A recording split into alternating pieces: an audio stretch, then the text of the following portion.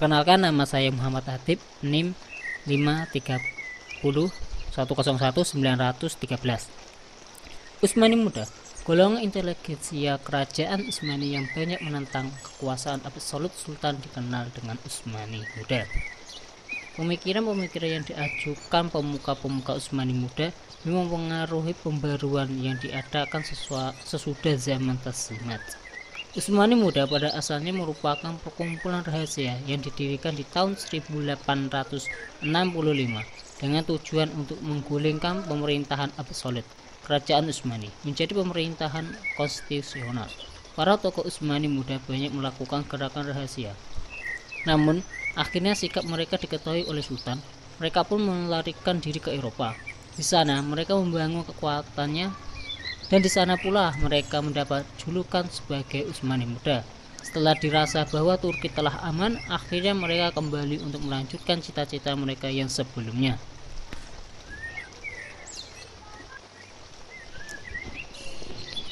Ada beberapa tokoh pembaruan dalam gerakan Utsmani Muda, antara lain sebagai berikut.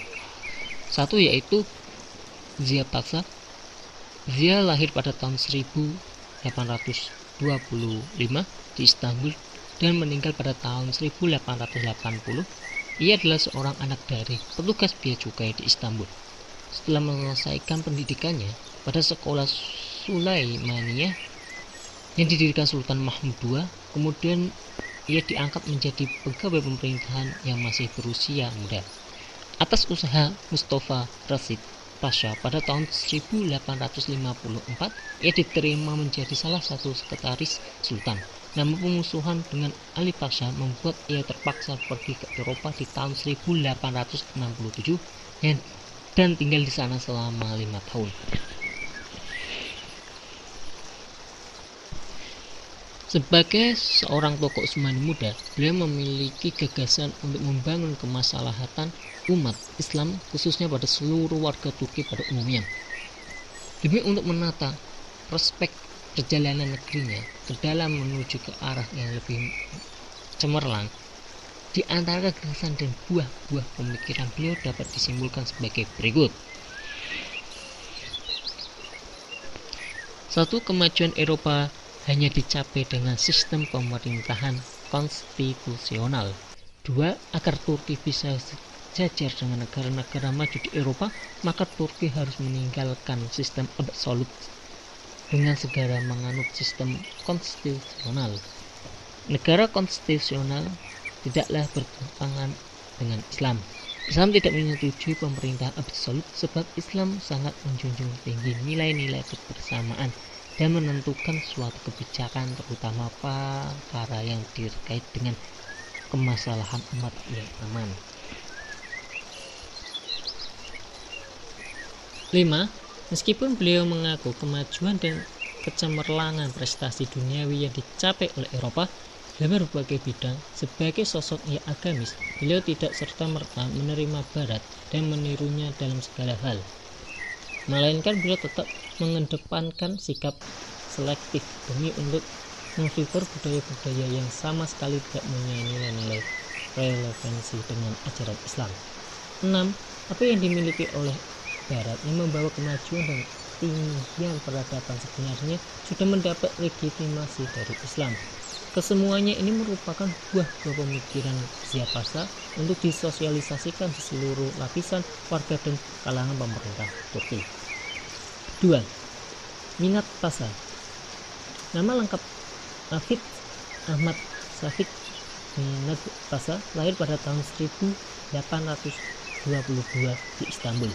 Pendidikan agamanya diperoleh dari ayahnya sendiri, dan dalam usia 10 tahun ia telah hafal Al-Quran. Oleh karena itu, ia diberi gelar Al-Hafidh.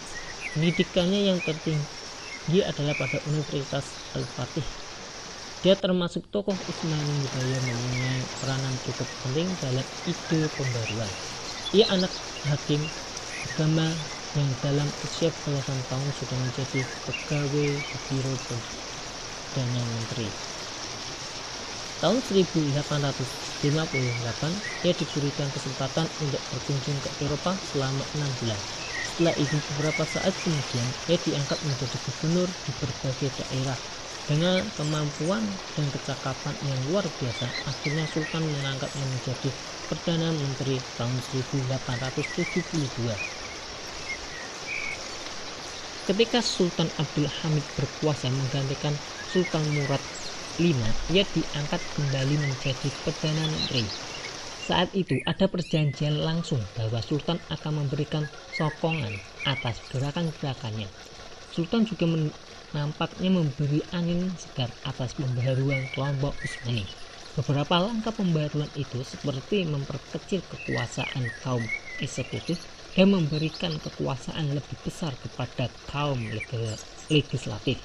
Golongan ini juga berusaha menggolkan sistem konstitusi yang sudah ditegakkan dengan memakai istilah terma-terma yang islami, seperti musyawarah untuk perwakilan rakyat, bai'ah untuk kedaulatan rakyat, dan syariah untuk konstitusi. Dengan usaha ini, sistem pemerintahan lambat laun dapat diterima kelompok ulama dan Syekh al-Islami yang sebenarnya banyak menentang ide pembaruan pada masa sebelumnya. Pada tanggal 23 Desember 1876, konstitusi yang bersifat semi-otokrasi ditandatangani oleh Sultan Abdul Hamid.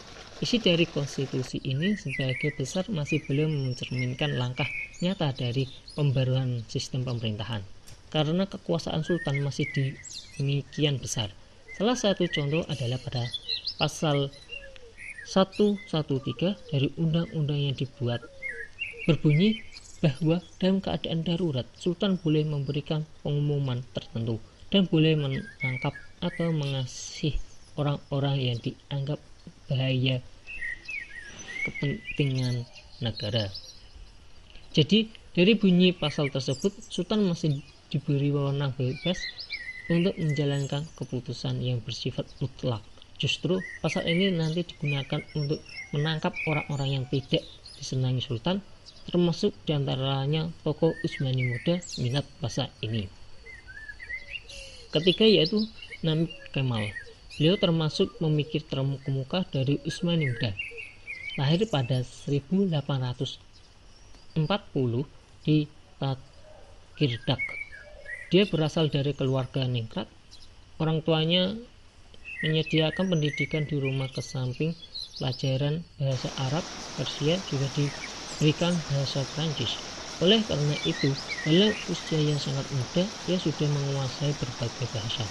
Dalam usia belasan tahun, dia diangkat menjadi pegawai kantor penerjemah dan kemudian dipindahkan menjadi pegawai di Istana Sultan. Namib memang banyak dipengaruhi oleh pemikiran Ibrani Sinasi yang berpendidikan barat dan banyak mempunyai pandangan modernisme. Namib mempunyai jiwa Islami yang tinggi, sehingga walaupun ia berpengaruh pemikiran barat, namun masih menjunjung tinggi moral Islam. Dan ide-ide pembaruannya menurut Turki saat ini mundur karena lemahnya politik dan ekonomi. Untuk bisa mewujudkan ekonomi dan politik Turki, harus ada pembaruan dan sistem pemerintahan. Untuk mewujudkan sistem pemerintahan yang ideal, penguasa harus menjunjung tinggi kepentingan rakyat. Karena kepentingan rakyat menjadi asas negara, maka negara mesti demokratis, yaitu pemerintahan yang didasarkan atas dukungan dan kepentingan. Yang dikehendaki oleh Namib Kemal adalah pemerintahan demokrasi dan pemerintahan serupa ini menurut pendapatnya tidak bertentangan dengan ajaran Islam. Negara Islam yang dibentuk dan dipimpin oleh 4 khalifah besar sebenarnya mempunyai corak demokrasi. Sistem bai'ah yang terdapat dalam pemerintahan khalifah pada hakikatnya merupakan kedaulatan rakyat. Melalui bai'ah, rakyat menyatakan persetujuan mereka atas pengangkatan khalifah yang baru. Dengan demikian, bai'ah merupakan kontrak sosial dan kontrak yang terjadi antara rakyat dan khalifah. Itu dapat dibatalkan jika khalifah mengabaikan kewajiban-kewajibannya sebagai kepala negara.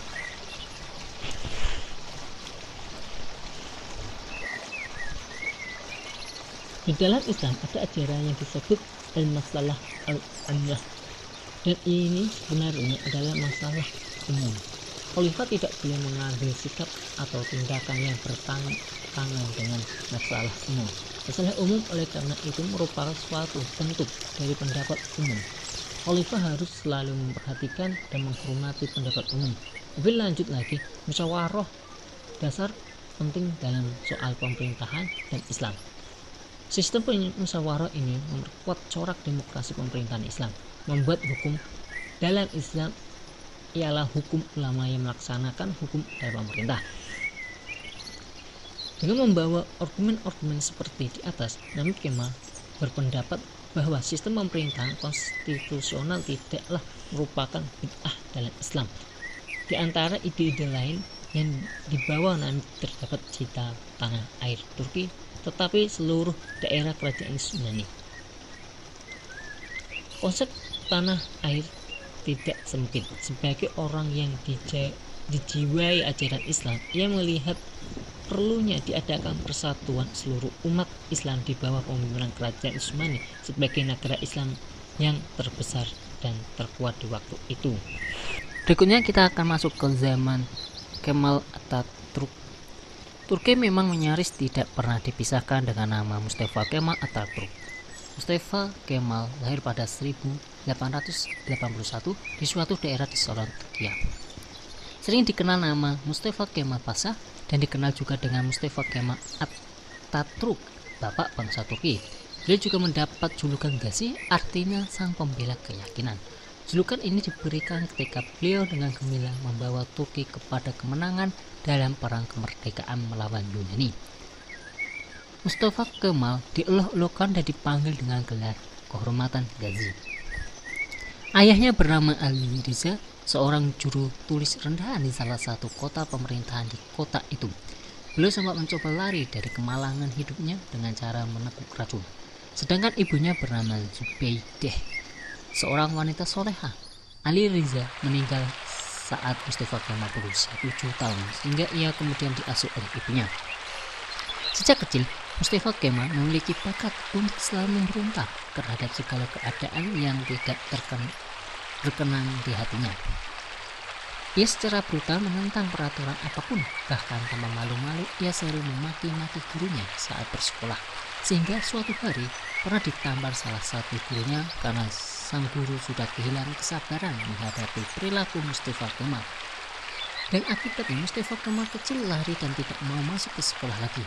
Mustafa kecil sudah terkenal arogan dalam pergaulan. Ia tidak mau sembarangan dalam memilih kawan. Akhirnya ibunya mengirim dia ke sekolah militer, sehingga riwayat pendidikan Mustafa Kemal dimulai tahun 1893 ketika ia masuk sekolah Rusdiyeh, sekolah menengah militer Turki. Tahun 1895 ia masuk ke Akademi Militer di kota Monastir, dan pada tanggal 13 Maret 1899 ia masuk ke sekolah ilmu militer di Istanbul. Tahun 1902 ia ditunjuk sebagai salah satu staf pengajar, dan pada bulan Januari 1905 ia lulus dengan pangkat kapten. Perjuangan Mustafa Kemal mewujudkan pembaruan untuk kemajuan Turki penuh liku dan mencapai klimaks ketika ia menjadi presiden Republik Turki. Bangsa Eropa mengakui Republik Turki yang ditandai oleh perjanjian Lausanne pada tahun 1923. Mustafa Kemal meninggal dunia tahun 1938.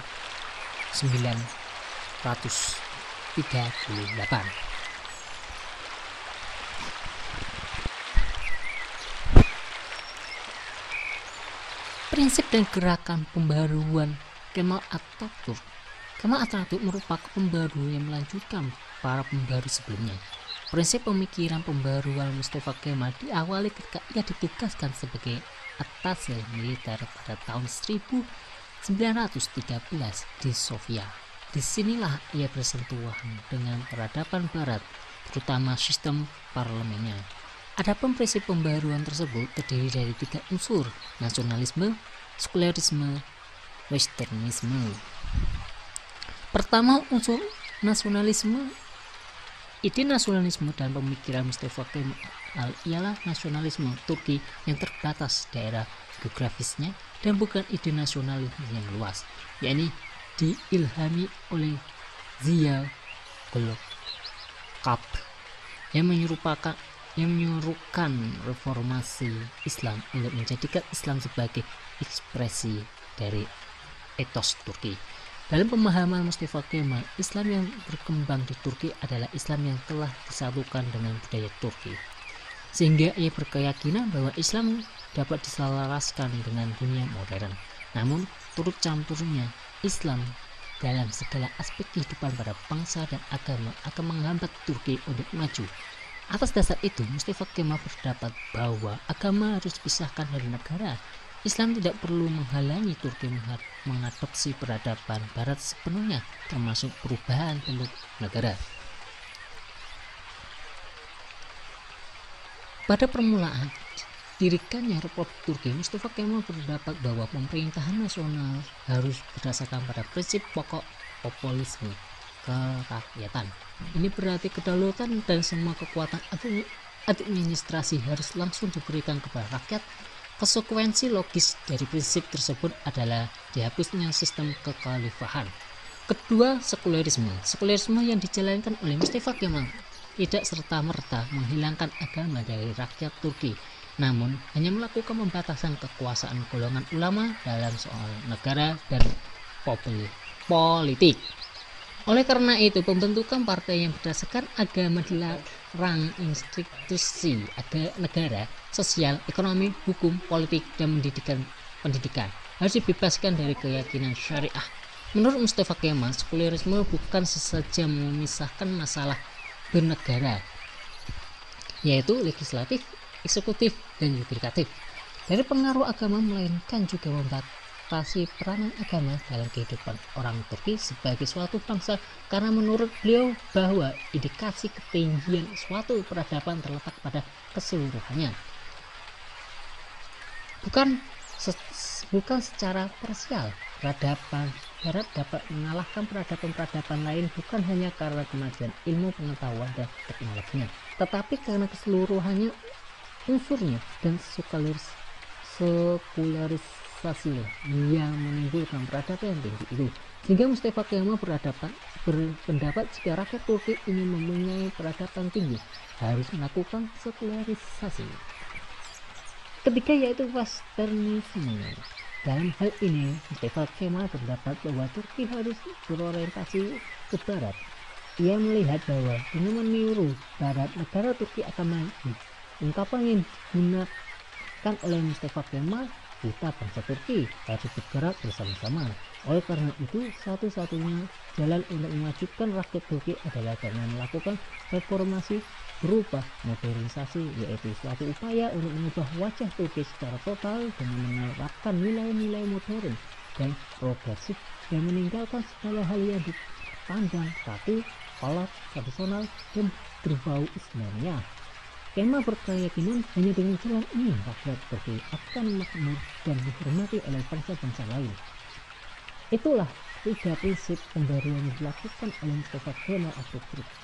Negaranya selain itu, ia juga melakukan gerakan-gerakan pembaruan di negaranya dengan secara bertahap, namun pasti ia berhasil.